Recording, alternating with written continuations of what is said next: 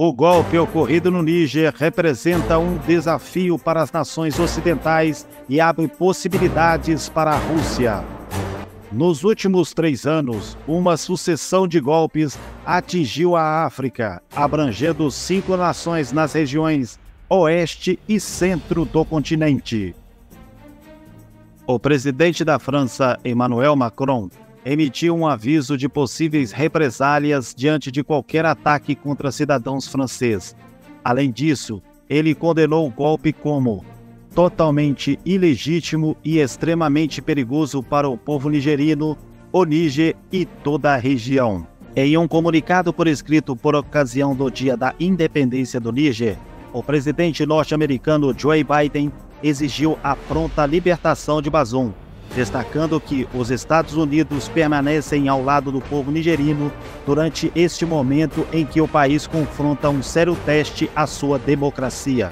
A deposição de Bazoum é apenas o episódio mais recente de uma sequência de golpes que atravessam o continente africano. Nos últimos 3 anos, nações que foram colônias francesas nas regiões da África Ocidental e Central foram subjugadas por governos militares. Esses golpes surgem no cenário de uma ampla disputa entre o Ocidente e a Rússia pela influência da África. Especialistas observam que um crescente sentimento de descontentamento nas colônias francesas abriu espaço para a intervenção do Kremlin. Embora não haja indícios de que a Rússia tenha tido envolvimento direto na rebelião do Níger, Moscou tem buscado aproveitar o clima anti-ocidental na região nos últimos anos. O líder do grupo Wagner, Yevgeny Prigozhin, manifestou satisfação com o golpe e se colocou à disposição para prestar auxílio aos novos líderes do país. Enquanto as nações ocidentais se apressavam para evacuar seus cidadãos do Niamey na última quarta-feira, dia 2, um dos protagonistas do golpe nigerino viajou com uma comitiva para o país vizinho, Mali, onde numerosos contratados da Wagner estão estacionados buscando o respaldo do regime militar daquela nação. A tomada do poder do Níger retirou das nações ocidentais, especialmente da França e dos Estados Unidos, um aliado crucial em uma região marcada por turbulências. Sendo a nação mais extensa da África Ocidental, o Níger havia sido considerado um exemplo de êxito democrático no continente, e Bazoum era amplamente conhecido como um parceiro vital na batalha contra os grupos jihadistas islâmicos na região. Aproximadamente 1.100 soldados dos Estados Unidos estão atualmente destacados no país, inclusive uma base de operações de drones que apoia as Forças Armadas nigerianas em seus esforços para conter insurgências vinculadas tanto ao Estado Islâmico quanto à Al-Qaeda. Na região do Sahel, os militares franceses têm estabelecido 2 bases permanentes, uma delas localizada em Niamey. Essa base em Niamey foi o ponto central da principal empreitada antiterrorista da França, a Operação Barkhane, uma estratégia abrangente voltada para combater militantes em todo o Sahel, inclusive em Burkina Faso. Conforme revelado em um relatório divulgado na segunda-feira 31 pelo Centro de Estudos Estratégicos da África, um think tank associado ao Pentágono, houve um aumento de 2 vezes o número de eventos violentos envolvendo grupos militares islâmicos em Sahel desde 2021. Isso ressalta o crescimento da instabilidade e dos desafios de segurança na região.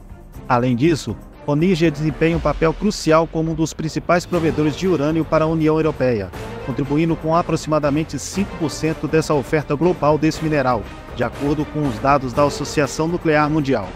Apesar dessa riqueza em recursos, o Níger ainda persiste como um dos países mais desfavorecidos do mundo em termos de desenvolvimento econômico.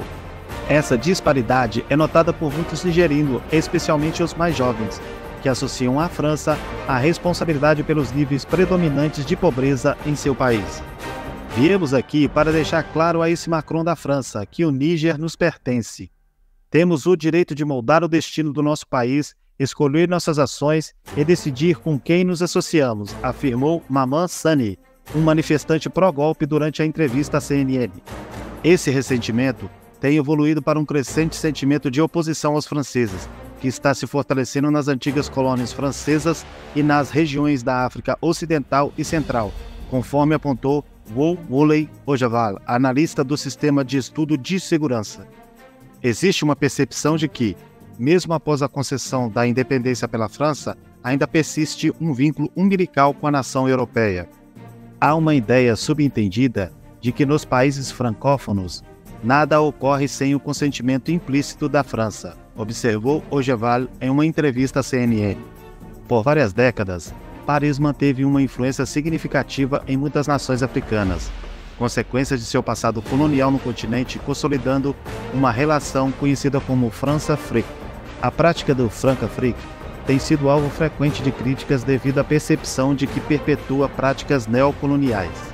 Um exemplo que gerou considerável controvérsia é o franco centro-africano, conhecido como FCA, uma moeda utilizada por 14 nações da África Ocidental e Central, incluindo o Níger. Os países que adotam os francos FCA são obrigados a depositar metade de suas reservas monetárias no Banque de France, e essa moeda está vinculada ao euro. Enquanto Paris alega que esse sistema contribui para a estabilidade econômica, críticos argumentam que ele concede à França um certo grau de controle sobre as economias desses países. A onda de descontentamento em relação aos franceses nas ex-colônias africanas oferece uma oportunidade à Rússia, que busca ampliar sua influência por todo o continente, conforme destacado por Remy Adekoya, professor associado de política da Universidade de York, no Reino Unido. Quando se discutia possíveis rivais para influências ocidentais na África, sempre mencionava a China, observou Adekoya. Nos últimos 2 anos, principalmente desde o conflito com a Ucrânia, a Rússia intensificou suas atividades e, de repente, emerge como um ator geopolítico relevante no continente africano, causando preocupações nos círculos de inteligência ocidentais. O papel do Grupo Wagner tem sido crucial para a estratégia com a qual a Rússia tem mantido e ampliado sua presença na África. Numerosas investigações conduzidas pela CNN, em conjunto com os estudos realizados por organizações de defesa dos direitos humanos, identificaram a ligação da empresa de segurança privada com a ocorrência de atrocidades direcionadas às populações civis do Mali e no Sudão, onde sua participação auxiliou governos militares. Os mercenários também foram detectados operando em outras nações africanas, como a República Centro-Africana, Moçambique e Líbia. O criador da Wagner, Prigozhin, imputou o golpe no Níger ao legado do colonialismo e afirmou que sua organização tinha capacidade para lidar com situações como aquela que estava ocorrendo em Niamey, embora ainda não haja indícios de que sua oferta tinha sido aceita. Níger está fermentando há anos, comunicou Prigozhin através de suas redes sociais. Os ex-colonizadores estão empenhados em manter o controle sobre os povos dos países africanos. Para alcançar tal controle, os ex-colonizadores estão infundindo terroristas e várias gangues nesses países, dando origem a uma crise de segurança gigantesca. Enquanto os eventos do golpe desenrolavam-se no Níger na semana anterior, o presidente russo Vladimir Putin lançava uma estratégia de sedução aos líderes africanos para uma cúpula em São Petersburgo. Ele criticou o colonialismo ocidental e cativou os participantes com brindes, como alívio da dívida para a Somália, um laboratório médico móvel para o Uganda e até mesmo um helicóptero presidencial para o líder do Zimbábue. A reunião teve uma adesão menor do que o Kremlin antecipava. 17 líderes africanos compareceram, uma quantidade significativamente inferior em relação aos 43 que participaram de uma cúpula prévia em 2019. Essa presença reduzida aconteceu poucos dias após a Rússia cancelar um acordo de exportação de grãos ucranianos, o que gerou descontentamento entre alguns líderes africanos. O presidente russo justificou sua saída do acordo, que desempenhava um papel crucial no fornecimento de alimento para o continente, e comprometeu-se a enviar cereais gratuitamente para 6 nações africanas. Um desses beneficiários foi Burkina Faso, onde Ibrahim Traoré assumiu o controle por meio de um golpe em outubro passado, marcando uma ruptura completa com a França desde então. Com apenas 34 anos, Traoré é o líder mais jovem no comando de um estado na África e foi um dos diversos líderes das juntas militares presentes na cúpula. Durante o evento, ele reiterou o apoio e a amizade do povo Burkina Faso à Rússia.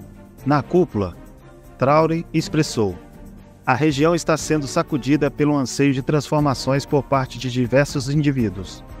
Isso nos conduziu a abandonar os parceiros convencionais e buscar nossos autênticos aliados, como a Rússia, que nos ofereceu o apoio desde os tempos de descolonização até o presente momento. Traoré também fez referência ao golpe ocorrido no Níger, declarando que os militares estavam assumindo a responsabilidade pela nação e solicitando respaldo à recém-formada junta.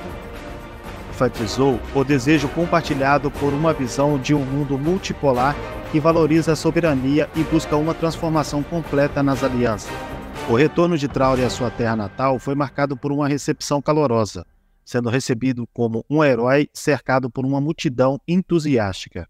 Os líderes das Forças Armadas estão explorando o sentimento contrário à França como uma estratégia para se manter no poder, observou Ojeval, um analista da ISS.